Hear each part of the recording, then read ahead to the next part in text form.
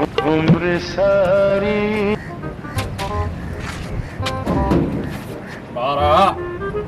ਕੀ ਗੱਲ ਆ ਕੀ ਮਸਲਾ ਵਾ ਕਿੱਧਰ ਆਇਆ ਉਹ ਕਿੱਧਰ ਮੈਨੂੰ ਕਿੱਥੇ ਲੈ ਕੇ ਚੱਲੀ ਆ ਚੱਲ ਬਾਹਰ ਉਹ ਮੈਂ ਨਹੀਂ ਜਾਣਾ ਮੈਂ ਨਹੀਂ ਜਾਣਾ ਚੱਲ ਮੇਰੇ ਨਾਲ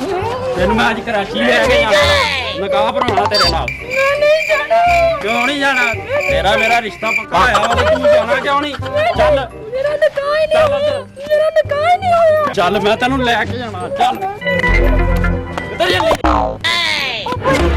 ਕੀ ਹੋਇਆ उम्र सारी ਕੀ ਹੋਇਆ ਇਹਨਾਂ ਚੱਲ ਉੱਠ ਇੱਧਰ ਆ ਮੈਂ ਤੈਨੂੰ ਦੱਸਾਂ। ਕੀ ਗੱਲ ਆ ਕੀ ਗੱਲ ਆ ਦੱਸ ਜਰਾ ਕੀ ਗੱਲ ਆ ਚੱਲ ਤੂੰ ਭਲਵਾਨ ਤੂੰ ਭਲਵਾਨ ਪਿੱਛੇ ਹੋ ਮੈਨੂੰ ਬਚਾ ਲਓ ਪਿੱਛੇ ਹੋ ਮੈਂ ਕਹਿੰਦਾ ਪਿੱਛੇ ਹੋ ਨਾ ਜਾ ਇੱਧਰ ਬੈ ਤੂੰ ਇੱਧਰ ਬੈ ਕੀ ਗੱਲ ਆ ਤੈਨੂੰ ਤੂੰ ਭਲਵਾਨ ਆ ਜਰਾ ਭਲਵਾਨ ਆ ਦੱਸਾਂ ਤੈਨੂੰ ਮੈਂ ਕੁੜੀਆਂ ਤੋਂ ਹੋਣ ਦਾ ਤਰੀਕਾ ਬੋਲਦਾ ਨਹੀਂ ਦੇਖ ਬਾਬਾ ਡੋਲਾ ਉਹ ਡੋਲੇ ਬੜੇ ਵੇਖੇ ਆ ਮੈਂ ਬਾਬਾ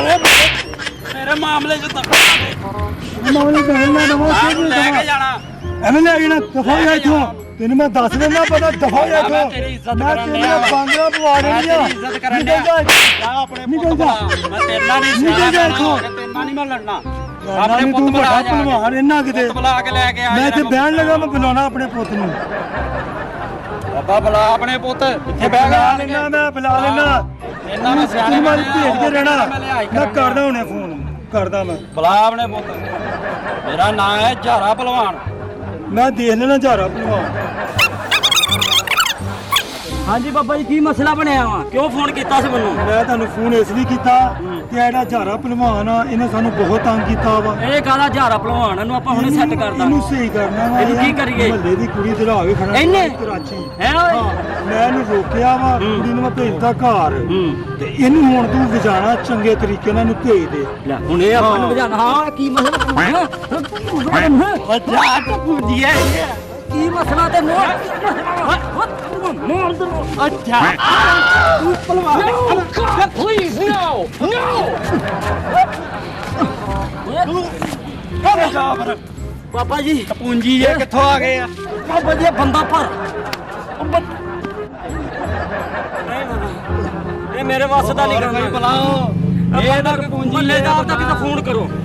ਕਿਸੇ ਮਹੱਲੇ ਵਾਲਿਆਂ ਨੂੰ ਫੋਨ ਕਰੋ ਚਾਰ ਮੈਂ ਪੰਜ ਬੁਲਾਉਣਾ ਮੈਂ ਤੈਨੂੰ ਹੁਣੇ ਛੱਡਣਾ ਨਹੀਂ ਅਸੀਂ ਮੇਰੇ ਉੱਤੇ ਆ ਜਾ ਬਾਬਾ ਹਾਂ ਆ ਗਿਆ ਹਾਂ ਇਹਨੂੰ ਨਾ ਰੱਸੇ ਪਾ ਕੇ ਤੇ ਬੰਨਣਾ ਵਾ ਮੰਜੀ ਤੇ ਇਹ ਕੌਣ ਮਾਰਦਾ ਬੜਾ ਇਹਨੇ ਮੈਨੂੰ ਵੀ ਬੜਾ ਮਾਰਿਆ ਬਾਪਾ ਸਾਰੇ ਜਾਣੇ ਫੜ ਝਾਰਾ ਕੇ ਇਹਨੂੰ ਭਲਵਾਨ ਛੱਡ ਦੇ। ਇਹਨੂੰ ਛੱਡਣਾ ਨਹੀਂ ਆ ਬੱਚੇ ਵੀ ਪਵਾ ਦੇਣੇ ਇਹਨੂੰ ਸਾਰੇ ਚੱਲ ਚਲੋ ਬਾਬਾ ਆਇਓ। ਇਹ ਕੀ ਸਾਰੇ ਨੂੰ ਰੱਸਾ ਪਾ ਜਾ ਫੜ ਇਹਨੂੰ ਸੁੱਟ ਰੱਸਾ ਪਾ ਇਹਨੂੰ no no no no ਹਾਂ ਬਣੀ ਰੱਸਾ ਪਾ ਲਈ